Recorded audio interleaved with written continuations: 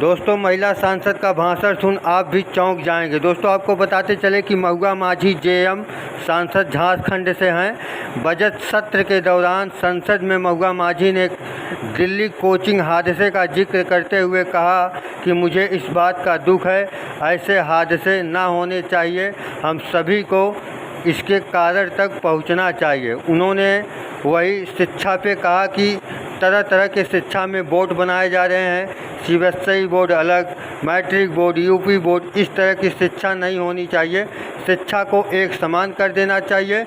वही बजट में कहा कि शिक्षा पे ज़्यादातर शिक्षा पर बजट खर्च होना चाहिए। महुआ माझी का यह बयान सुर्खियों में बना रहा। धन्यवाद सर।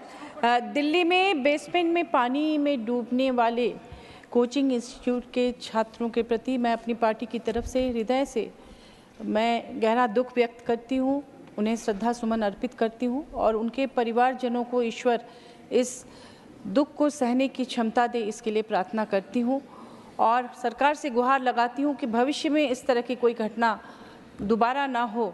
इसके लिए इनके कारणों को ढूंढा जाना चाहिए, इस पर राजनीति नहीं होनी चाहिए, एक दूसरे पर दोषारोप भी नहीं होनी चाहिए। भविष्य में ऐसा न हो, इसके लिए हम सबको प्रयासरत रहना चाहिए। सर, आज पूरे देश में कुकुरमुत्ते की तरह कोचिंग इंस्टीट्यूट उग रहे हैं, इनके कारणों को ढूंढना बहुत ज़रूरी है। आपको मैं बताऊं कि शिक्षा हमारा मौलिक अधिकार है और सरकारी स्कूलों की स्थिति इतनी दयनीय क्यों है। हमारे झारखंड में भी हम लोग देखते हैं कि अभी पिछली सरकार में, भाजपा की ही सरकार थी, लगभग 4623 स्कूलों का विलय कर दिया गया ग्रामीण क्षेत्रों के। आपको पता होगा कि एक लड़की जंगल के रास्ते दुर्गम पहाड़ी इलाकों से कैसे अपने गांव को छोड़कर 3-4 गांव को पार करके उस स्कूल में पढ़ने के लिए जाएगी। तो सर, इस पर ध्यान देने की ज़रूरत है, शिक्षा बजट बढ़ाने की ज़रूरत है। IIM, IIT, सेंट्रल यूनिवर्सिटी, ऐसे बहुत बड़ी संख्या में वहाँ शिक्षकों की कमी है। अभी हमारे झारखंड की एक लड़की इजराइल में रिसर्च करने गई थी, जब युद्ध लगा तो कितने मुश्किलों से उसे हम लोगों ने वापस लाया, लेकिन फिर दोबारा वो चली गई। वहाँ युद्ध के उस तरह का माहौल था फिर भी कि यहाँ पर उस तरह की सुविधा नहीं है जिस तरह का क्वालिटी एजुकेशन वो चाहती है। सर, हम चाहते हैं कि हमारे देश में इतने तरह के बोर्ड ना हो, CBSE, ICSE, matric board, Bihar board, ये बोर्ड, वो बोर्ड, क्यों एक तरह का एजुकेशन क्यों नहीं हो सकता हमारे देश में।